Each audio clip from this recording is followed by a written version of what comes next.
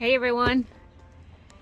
So I finally got these mini greenhouses put together, as you saw. So now I am going to head outside and I'm going to try to get some things planted. I actually only got 2 of them put together, and I also have a bag of kitchen scraps that I'm going to put in the soil. So let me see where I can set you guys up and then we'll get started. All right, so I put one of them there because I like to grow beans and whatnot on this trellis here. I also like to grow greens in that bed here. And then I've got one here. This is the bed that I had the cucumber in last year, and it just did not do well at all. So what I'm doing is I'm putting this right in the middle, and I'm gonna put some things in there, but then I'm also gonna leave this space around here to plant some other stuff. So I haven't decided what I'm gonna put over here just yet because I have that trellis. I'll probably just put peas over here, and I might just move that inside the garden. So I think I'm gonna leave this one here. Actually, I changed my mind again. Oops. Oh, I did not mean to do that. I just walked on that bed. So I think I'm gonna go ahead and leave that one there for snap peas. Sugar snap peas can be started without cover about 5 weeks before the last frost date. The almanac tells me that my last frost date is supposed to be April 29th, but I don't ever trust it to be April 29th. I usually wait another couple of weeks because there's always an extra frost date like right after Mother's Day. So we might go between April 29th all the way till, after Mother's Day without a frost, and then get that late frost. So I might go ahead and start the peas. I'm just thinking this as I'm going along. I'll probably go ahead and start the peas outside. And then if I need to, I will just cover them. Because if I go by the almanac, we are about 5 weeks before my last frost. But if I look in the weather forecast, so yeah, I keep changing my mind, guys. I can't make up my mind. I'm not going to move the cover. I'm going to plant the peas in the cover, under the cover, because I don't want to have to come out and cover them if we get another frost. And the weather is not supposed to be, we're kind of up and down right now still. We're still in the 30s at night, so, that's a little, even though peas can withstand some cold temperatures, but not as little tiny seedlings. All right, I'm gonna go ahead and get started. So we're gonna plant peas. You ready to plant some peas, Zeke? We're gonna plant some peas. Okay? How about it? Want to plant some peas? All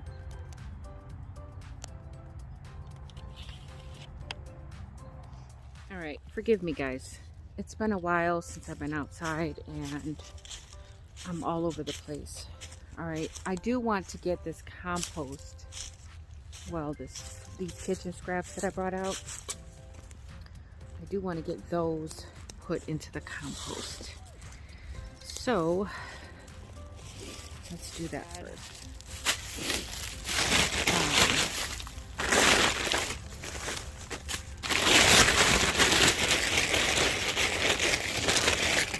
This is the area that I had my rabbits in, and I took down the hutch. Here's some of the pieces from the hutch.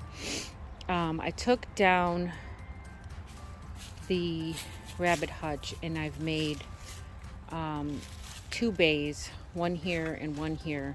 So this is the bay that I will start compost in, and then this is the bay that I will flip it to. And then I've got the tarp there to keep it from getting too moist or too wet or what have you. So I'm gonna empty this bag into that compost, but I do want to go ahead and flip that over here before I start a new, well, actually I'm not gonna even bother. I'm just gonna go ahead and dump it on top because there's not very much of it, and I want to have some to start with to get the things going, to get things moving and going.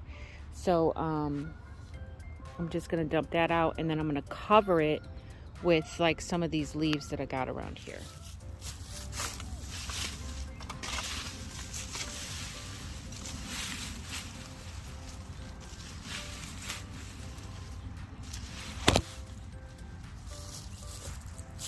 Sorry. Look at this. Look at how rich that is. I don't know if you guys can see that. It is so black and so rich. And there are worms in there.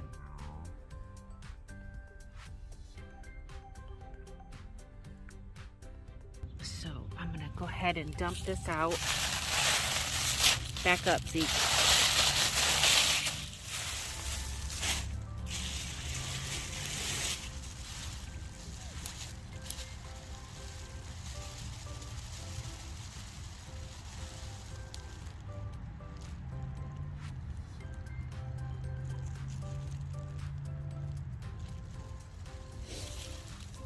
And then this bag will go in the garbage. Spread this out just a little bit. And I'm going to cover it up. And scoop up as many leaves as I can. It's all covered up now. Got a nice thick layer of leaves. I'm going to go ahead and put this back over. Now I had something that was weighing it down. I'll fix it in a minute. So let's head back over here so we can plant some peas. Now see, I got this trellis here, and that's why I like to put peas over here. Right now I'm going to take this off so that I have some room to work with. I'm going to get my rake, clear a little spot, and get to work. Alright, so I'm going to start clearing out just a little space. But anyhow, peas, sugar snap peas. So let's talk about sugar snap peas. Snap peas can be started without cover about 5 weeks before your average frost date. Okay, they can be started under a single layer of protection 8 weeks before your last frost. Okay, if you have access to a double layer of protection, then you can start them as early as 11 weeks before, and that's direct sowing. So I'm going to use the square foot method, and I'm going to do 8 plants per foot. All right, we're going to do it 1 inch deep. And I've got this dibble here that I got from Best Yet Journey. I'm going to be using this. And we're going to plant them 1 inch deep. And I'm going to go about 3 inches apart. All right, so I'm going to do every other hole. I'm going to do 2 peas. I'm not going to do 2 peas in every hole because I don't want to waste my seed. But every other hole, I'm going to do 2 peas. So I'm going to start down here.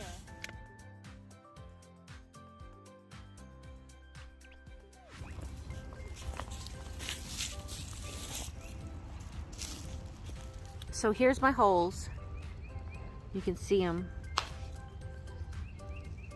I've got them. Zeke, watch out. Watch out. All right, so I've got 2 holes, 2 holes, 2 holes, 2 holes, 2 holes. Okay, so I'm going to do that all the way down. doing it 1 inch deep and about 3 inches apart. And we're going to do 2 seeds every other hole. So I'll probably do it zigzag. 2, 1, 2, 2, 1, 2, 1, 2, 1, like that. So that it's like zigzag every other hole. And your beets and your turnips can also be planted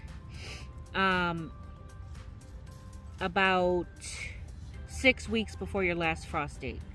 Okay, beets and turnips. Carrots can go in 4 weeks before your last frost. So I'm gonna do all of those today. I'm gonna do sugar snap peas, I'm gonna do carrots, and I'm gonna do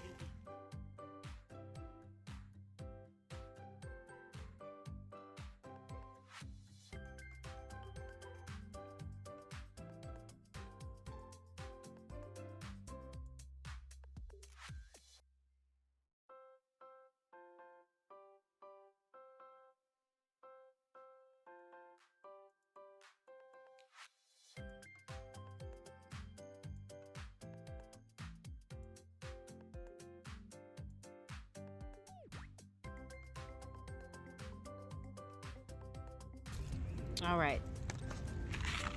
I might plant peas in other areas, but that's going to do it for this area.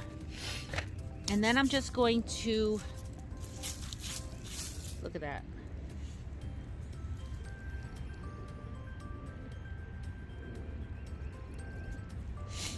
It's beautiful to see those signs of life in your soil. All right, so I'm just going to cover it lightly.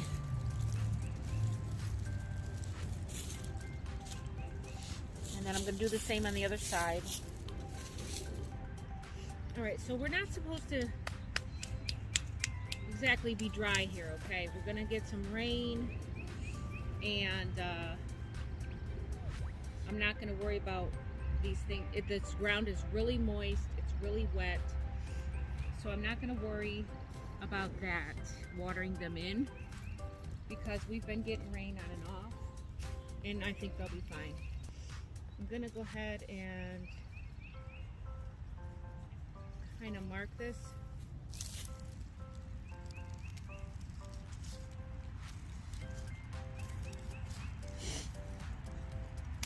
All right, so peas there are done.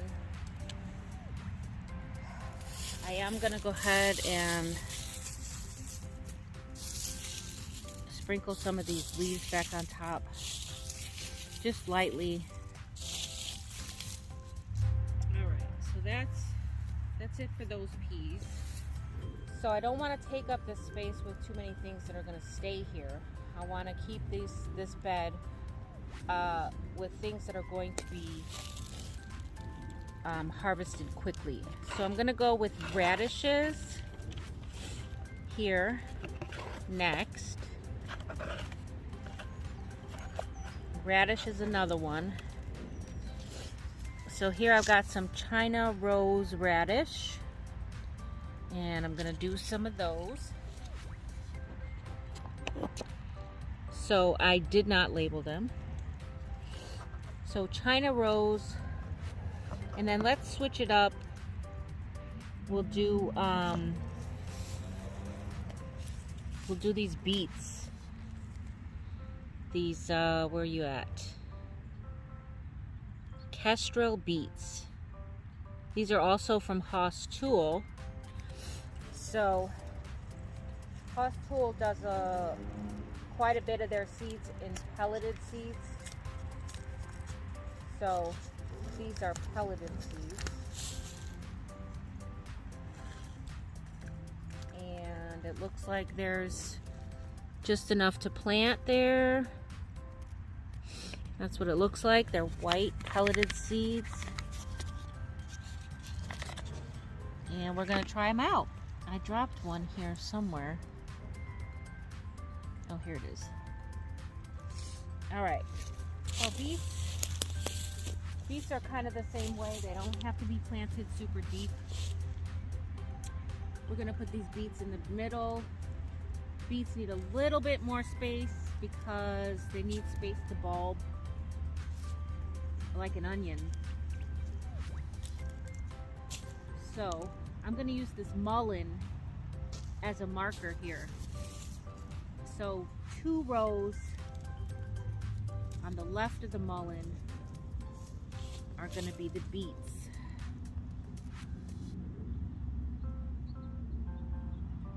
Beets for me have never done very well. I'm not fond of growing beets, and it's probably because, like I said, they haven't grown well for me. So we're gonna try them again. If at first you don't succeed, try again. All right, now that's 2 rows of beets. Next, we have carrots, and I'm gonna do little finger, where are we at? Little finger carrots. Now carrots can be a little tricky to germinate. So I'm glad that I have this cover to put on. Maybe that'll help. I don't normally grow carrots, but this year I'm trying something different. So we're gonna see. All right, so carrots we're gonna do here and here, little finger carrots. All right. Carrot seeds are super tiny, super tiny, and they barely need to be covered. They're like lettuce seeds, even smaller, some of them. So I'm not going to worry about how many seeds I'm planting. They're just too tiny. All right, so 2 rows of little carrots. I'm sorry, little finger carrots. Those are supposed to be 65 days. The beets are supposed to be 55 days. And the radish are 20 to 50 days. All right. Now we're gonna do some of these kaleidoscope carrots. And we're gonna do the same thing. I'm just gonna do 2 rows. 1, 2. All right, so that's that. Now these ones are 75 to 80 days. These ones are a lot longer. So when you got things coming up at different times, then you don't have to worry about harvesting all at once, you know. So next we have early globe radish. Can you guys see that? Where are we at? All right, so we got early globe radish.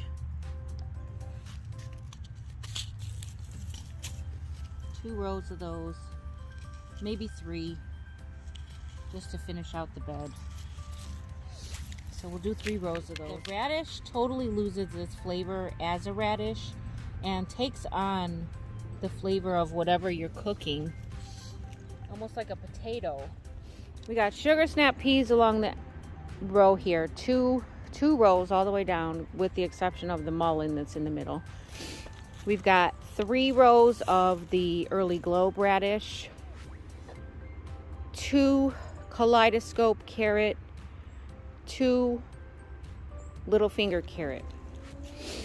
Over here we have 2 rows of the beets, and then over here we have 3 rows of China rose radish.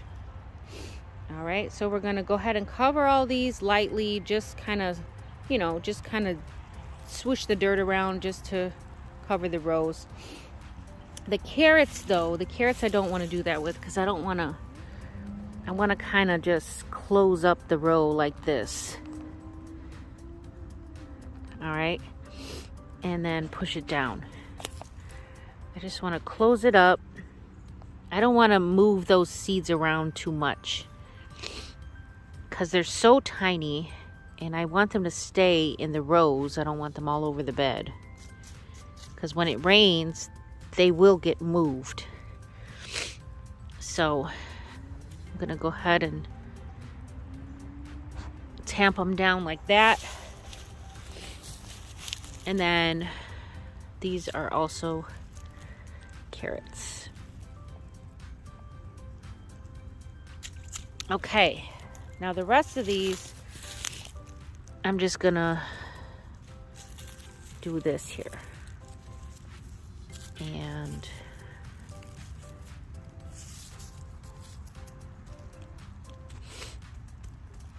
tamp it down, give it some contact with the soil. Over here,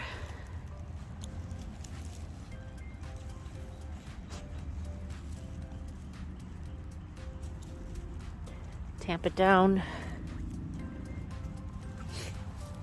All right, these are the radish.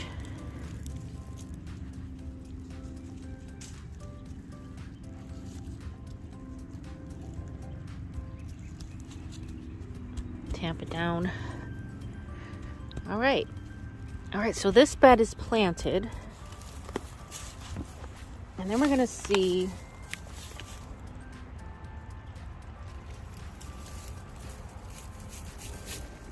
we'll see something here. So some of this is part of the row that's outside, and then some of it's going to be covered. So some of those peas are outside on either side, and some of them are covered. So we're going to mark the date, and we're going to see which peas come up first and which peas will survive, if they will survive without cover. And these are radish and beets and carrots here in the front. These are radish, and then these are radish, and they'll be just fine. But today, that's it for now. Hope you guys enjoyed the video. I hope you guys learned something or got something out of it. If you did, please like, give it a thumbs up. Consider subscribing if you're not already. And in case you are a returning subscriber, I would like to thank you for returning. All right, guys, that's going to be it. And until next time, the more you know, the more you grow. Bye, guys.